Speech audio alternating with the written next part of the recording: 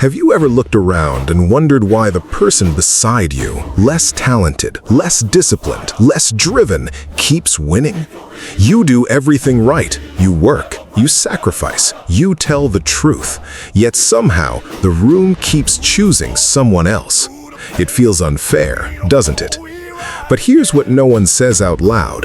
The world does not reward what you are. It rewards what it believes you are. And believing, that is something you can control.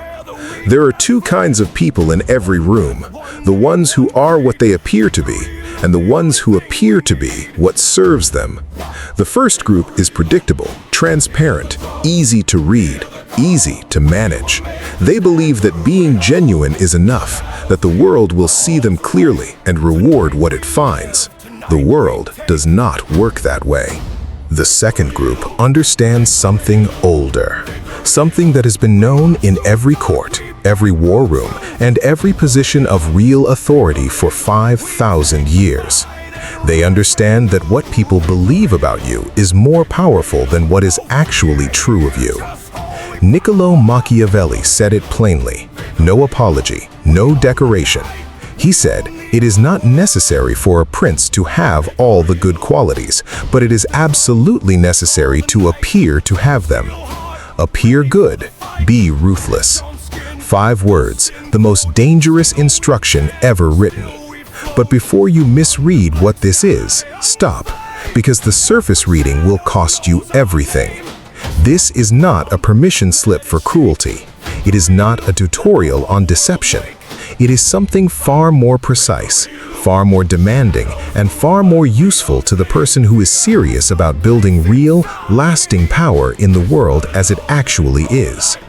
By the end of this video, you will understand why the mask is not a lie, why virtue, deployed strategically, becomes your most powerful weapon, why the most ruthless people in history also appeared the most principled, and why the person who cannot manage their image will always lose to the person who can, regardless of who is actually more qualified.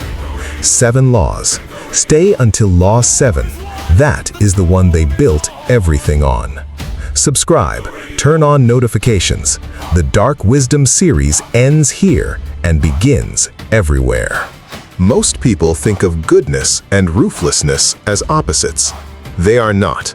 They are instruments, and the master player uses both, not alternately, not accidentally, but simultaneously, with precision, with intention, with the specific awareness that every room you enter is reading you before you speak.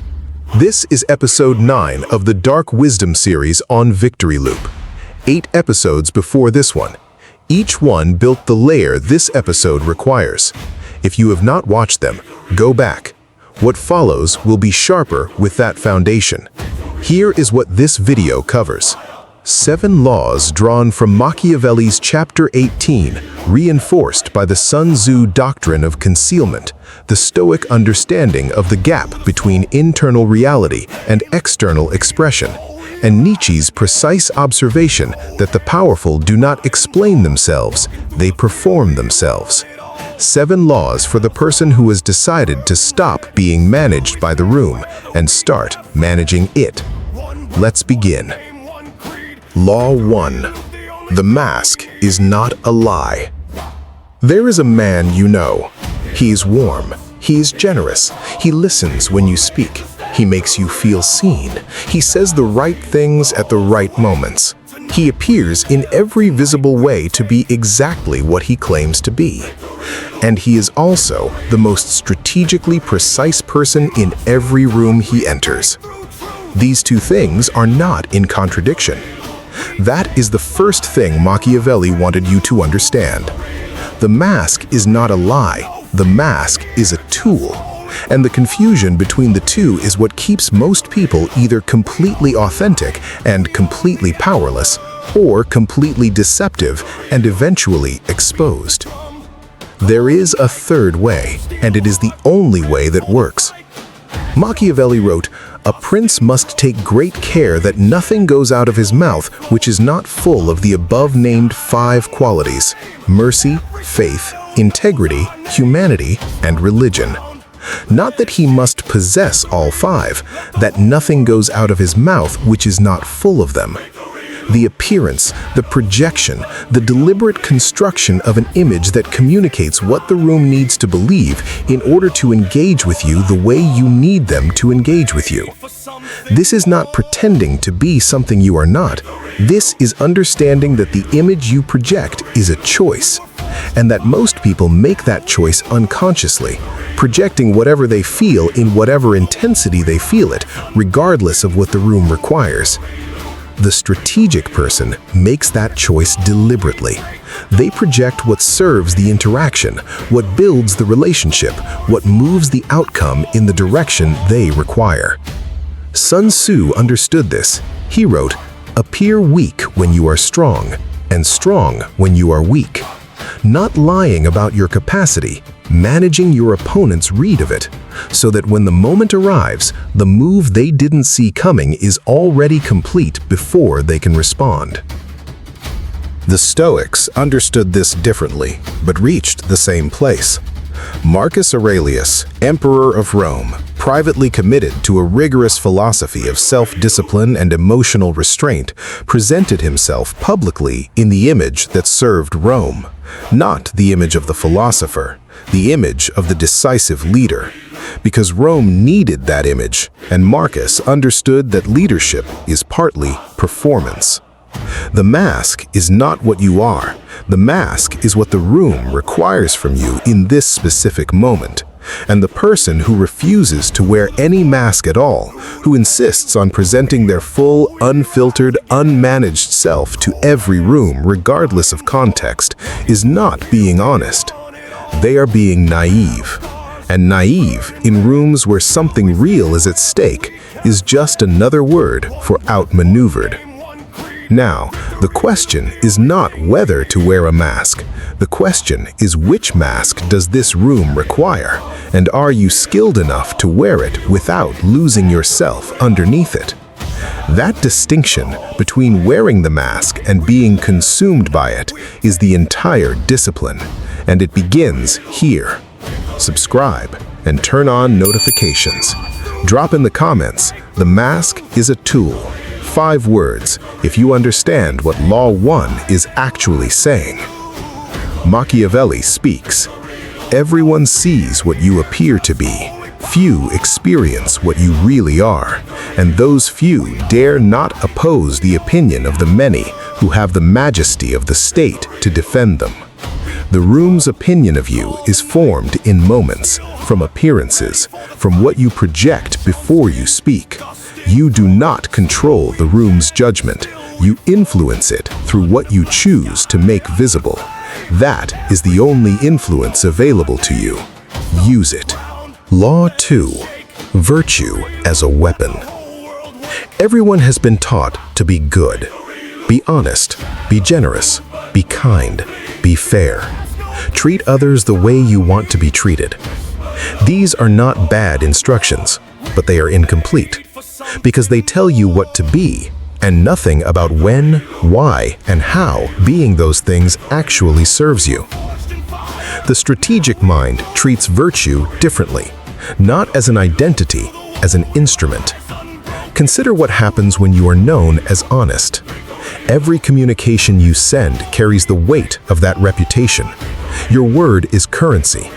People allocate trust to you that they do not give to others. They assume your information is accurate. They build plans on what you tell them. They defend you in rooms you are not in because your reputation for honesty makes defending you feel safe. This is not an accident of character. It is a strategic asset. Machiavelli observed this in the leaders who built the most durable positions, the ones who cultivated a specific reputation for fairness, for mercy, for reliability, and then deployed that reputation at the moments when it generated the most leverage.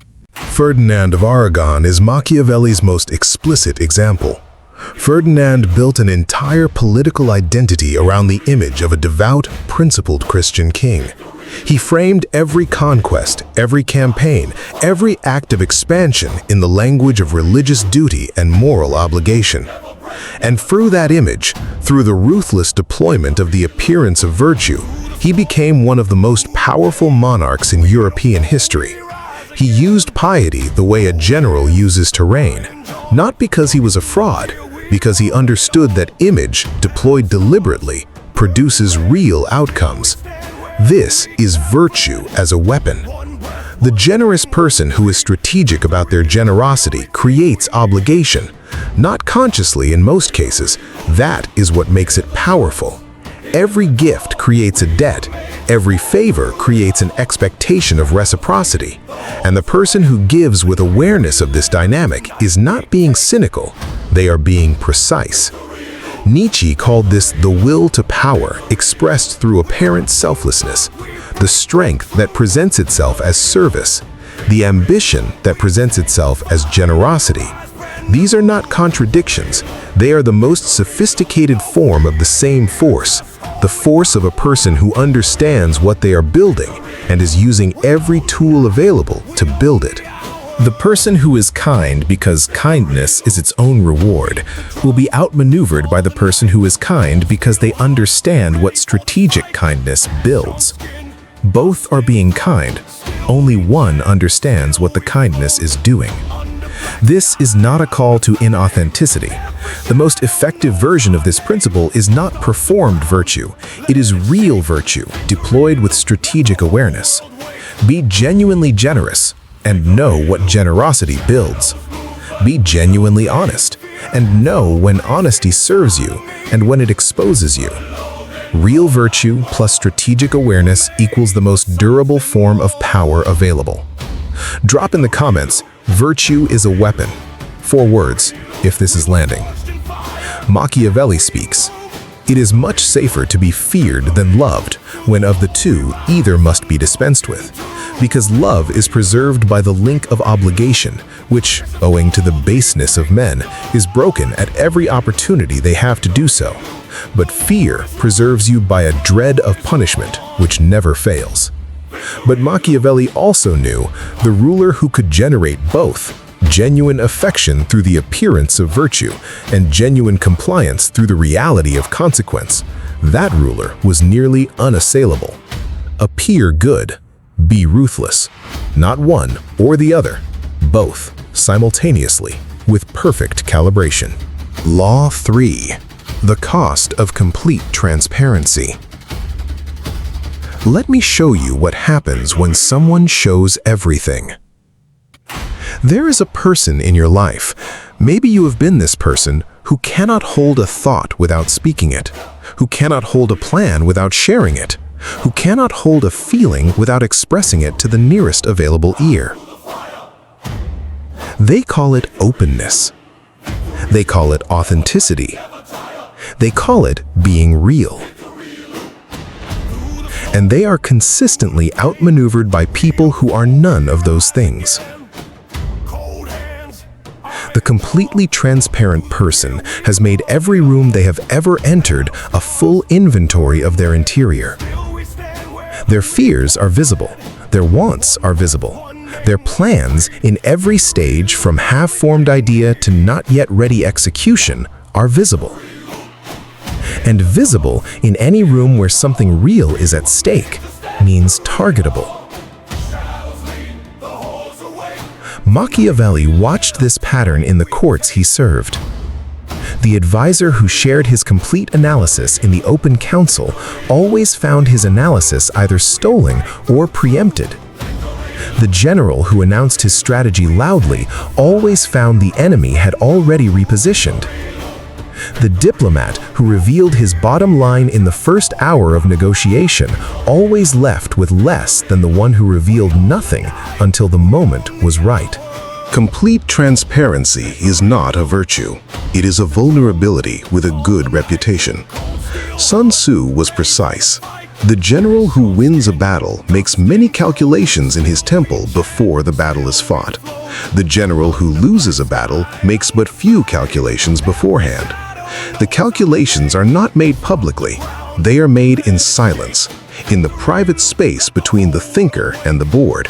And only the outcome, the positioned, prepared, strategic outcome, is made visible when the moment requires it. This is not deception, this is restraint.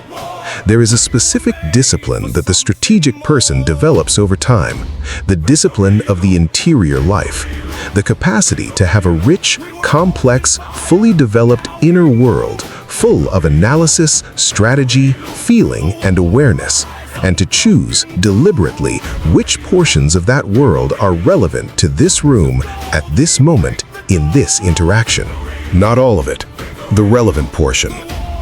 The Stoics called this the discipline of assent, the gap between impulse and expression, the moment between feeling something and deciding what to do with the feeling. That gap for the untrained person is nearly zero. They feel and they express in the same breath. For the strategic person, that gap is a workspace. It is where the mask is calibrated, where the move is assessed, where the internal reality is translated into the external expression that serves the moment. Appear good, because appearing good requires knowing what to show, and what to show is never everything. Drop in the comments the interior life, 3 words, for the person who is developing theirs. Machiavelli speaks, "A prince ought to take care that he never lets anything slip from his lips that is not replete with the above-named 5 qualities. He should appear to him who sees and hears him altogether merciful, faithful, humane, upright, and religious." Appear, not simply be. The verb is deliberate. The prince who is these things privately but projects something different publicly has already lost. The prince who appears these things publicly while operating with strategic intelligence privately, that prince is unreadable. And unreadable in rooms where power is contested is the safest position available. Law 4. The Ruthless Heart. Now we arrive at the uncomfortable part. Ruthlessness. Not cruelty, not the casual harm of the careless person, not the aggression of the insecure. Ruthlessness has a precise meaning, and that meaning is not what most people think it is. Ruthlessness is the capacity to pursue an objective, clearly, consistently, without apology, when the pursuit of that objective is uncomfortable. The ruthless person finishes what they started when giving up would be easier. They make the difficult decision when avoiding it would relieve the immediate pressure. They hold their standard when softening it would produce immediate warmth. They defend their position when yielding it would make everyone comfortable. This is not cruelty. This is resolve. And resolve, this specific, disciplined, uncomfortable resolve, is what most people who appear good are actually lacking. Here is the pattern. The person who appears good, who has built a reputation for warmth, generosity, fairness, and care, is often protected from having to demonstrate ruthless resolve. Because the appearance of goodness generates social goodwill that frequently resolves problems before they require difficult action. People give you the benefit of the doubt. They cooperate without resistance. They extend grace in moments where a less trusted person would face friction. This is the efficiency of appearing good. The person who has invested in that image operates in a lower resistance environment. More doors open, more people show up, more cooperation arrives without being demanded. But the environment does not remain low resistance forever. Eventually, in every position of real consequence, in every relationship where something real is at stake, the moment arrives that requires the ruthless decision. The decision to let someone go who is damaging what you were building.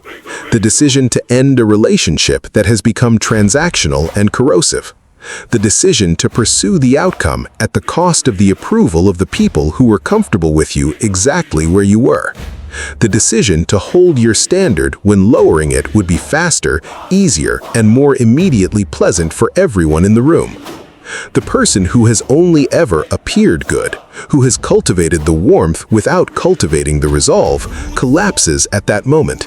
They are outmaneuvered by their own image. They have trained the room to expect accommodation. And when the moment requires something other than accommodation, they cannot deliver it without destroying the reputation they spent years building. The person who appears good and ruthless, who has cultivated both the image and the resolve simultaneously, does not collapse at that moment. They have been preparing for it.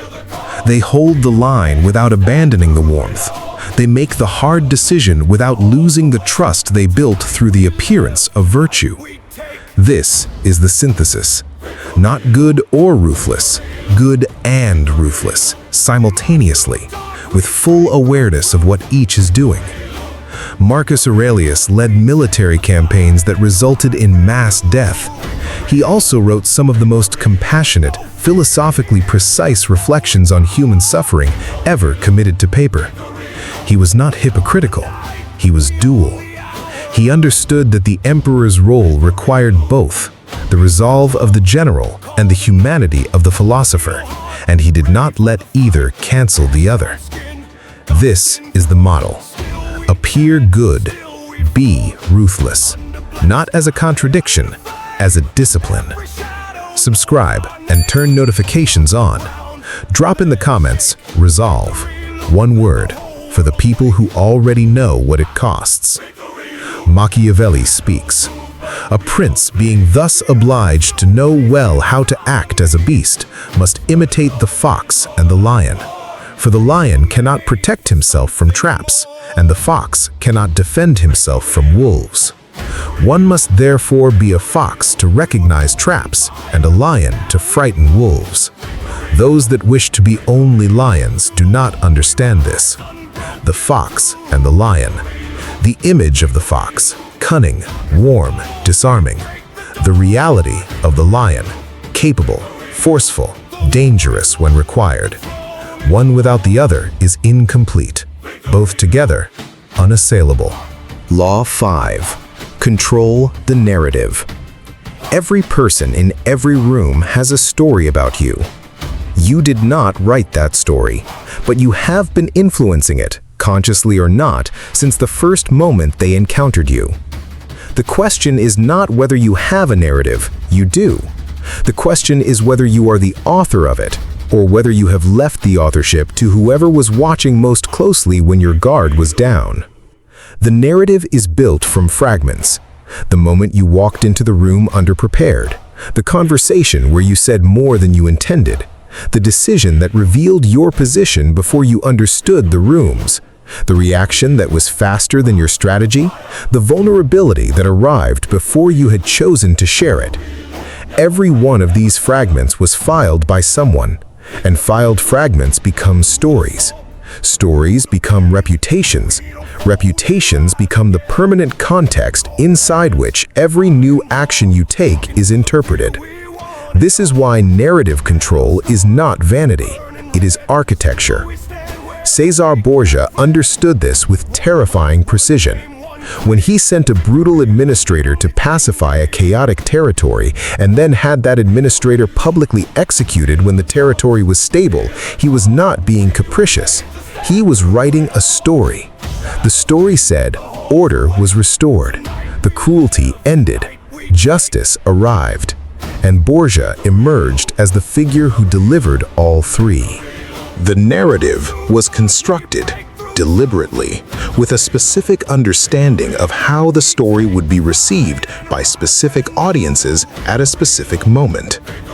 You do not need to execute administrators to control your narrative, but you do need to understand that the story the room tells about you is not automatic.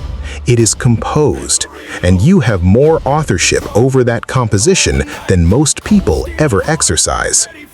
Every deliberate interaction you have is a sentence in the narrative. Every quality you consistently demonstrate, the reliability, the precision, the standard you hold and visibly enforce, adds to the story the room is building about who you are. The person who manages this is not performing a false version of themselves. They are ensuring that the truest, most powerful version of themselves is the one the room sees. That the moments of strength are more visible than the moments of doubt. That the decisions they are proud of are more associated with their name than the ones they are not. This is not image management in the shallow sense.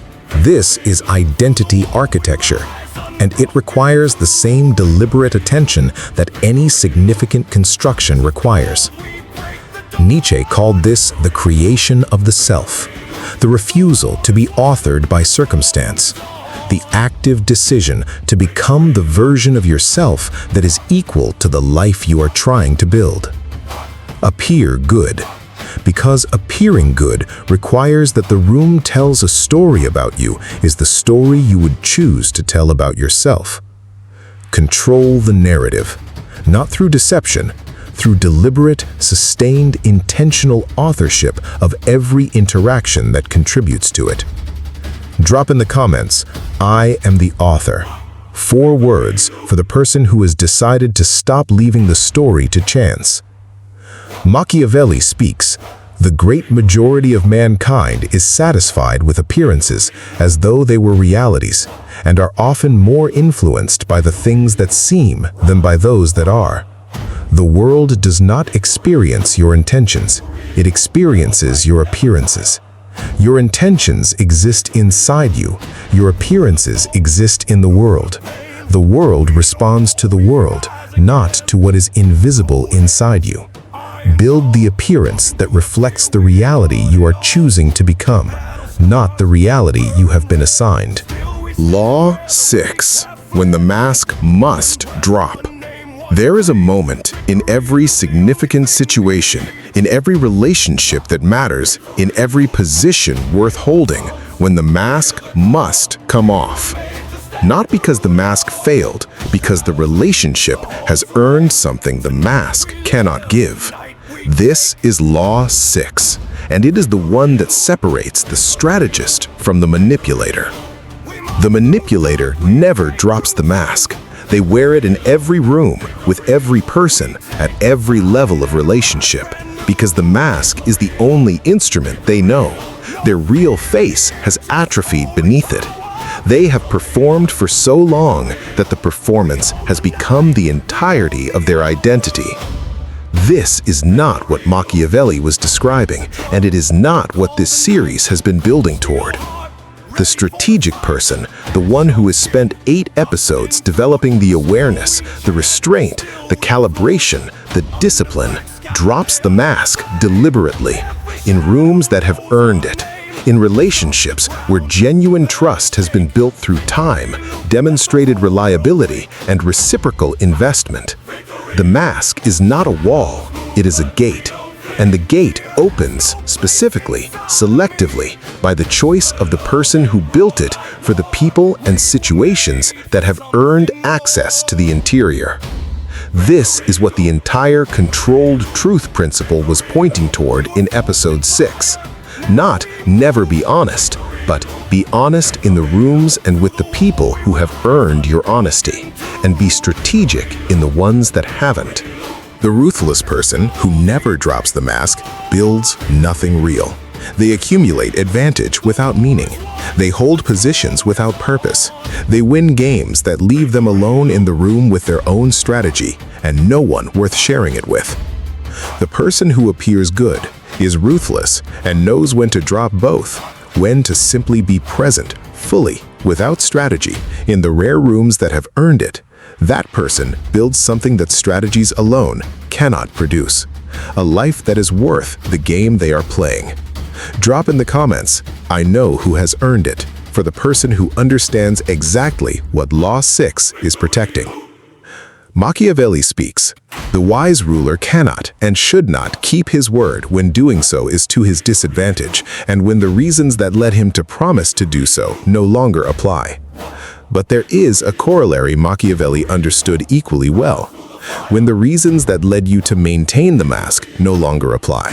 When the room has been earned, the trust has been built, the relationship has proven its capacity to hold your interior, the mask can be removed with the same deliberateness with which it was put on. The discipline is not the mask. The discipline is knowing when to wear it and when not to. Law 7. The man who mastered both. There was a man who appeared in every public interaction to be the most reasonable, most principled, most merciful leader his era had ever produced. He was also, privately, one of the most strategically precise, operationally ruthless, and long-game-oriented minds in centuries of political history. These were not contradictions. They were the same discipline expressed through different surfaces. His name is not important. Every era has produced this figure. Machiavelli studied several of them. He was trying to extract the pattern, the transferable principle, the thing that could be taught to someone who understood what they were actually reading. Here is what the pattern revealed. The man who mastered both never confused the appearance with the reality. He knew at every moment which surface he was presenting and why. He did not drift into the mask or out of it accidentally. Every transition was chosen. Every presentation was deliberate. He did not present his ruthlessness as virtue.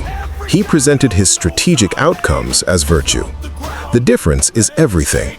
The ruthless action, the difficult decision, the hard line held, the position defended against pressure was never the story. The outcome it produced was the story. And he authored the story before anyone else could. He maintained his image not through constant performance, but through consistent standard. His reputation was built on the pattern of his behavior over time, not on any single interaction, any single performance, any single moment of carefully managed impression. The appearance was sustainable because it was grounded in genuine quality, real competence, real discipline, real results. And because the appearance was sustainable, because it was not a fragile construction held together by continuous performance, he could afford to be fully ruthless in the moments that required it, without the ruthlessness destroying the image. Because the image was not a veneer, it was a summary of the actual standard he maintained. This is the full synthesis. Appear good, not through performance, but through the consistent expression of genuine quality. Be ruthless, not through cruelty, but through the unwavering pursuit of the objective regardless of the social discomfort it creates. Hold both simultaneously, not as a contradiction, but as a discipline that requires the same daily practice as any other form of mastery. And know when to be fully human, in the rooms, with the people, in the moments that have earned the drop of every strategy and the arrival of the complete, unguarded, fully present person beneath all of it. This is the operating system of the person who has fully internalized 8 episodes of this series. Not a person who is cold, not a person who is cruel, not a person who manipulates everyone around them through calculated appearances. A person who sees the game clearly, who moves through it with full awareness, who protects their interior from rooms that haven't earned it, who builds real relationships with the rooms that have, who appears good because they have built something genuinely worth the appearance, and who is ruthless because they have decided that what they are building matters enough to defend. That is the victory loop. 9 episodes, the full Dark Wisdom series, all of it at Victory Loop TV. Every episode in the playlist in the description. If this series changed something in how you see rooms, share it. One person. The specific person in your life who is smart, capable, working hard, and being consistently outmaneuvered by people they should be outpacing. Send them episode 1. Let them find their way here. The series builds, and so do the people who walk through it. Leave one thing in the comments before you close this. One law, one idea, one shift. If you have watched all 9 episodes of this series, comment, "I see the game." The original 3 words, from the beginning, now earned. I will read every one. Progress over perfection. Final reflection. While most people chase attention, you'll learn how power actually works beneath the surface, quietly, strategically, without needing validation from the crowd. If you're ready to stop reacting and start seeing the game clearly, stay with Victory Loop. Because the deeper you go, the less the world will be able to manipulate you. Everyone sees what you appear to be. Few experience what you really are. Niccolo Machiavelli, The Prince, Chapter 18. You have now spent 9 episodes learning to control what the room sees, to understand what the room is, to move through it with the intelligence the room requires, and the ruthlessness the objective demands. The game has always been there. You have always been on it. The only question that was ever worth asking is the one you can now answer. Are you appearing good? Are you being ruthless? And do you know exactly, precisely, when to be which? That is the player. That is the series. That is the Victory Loop.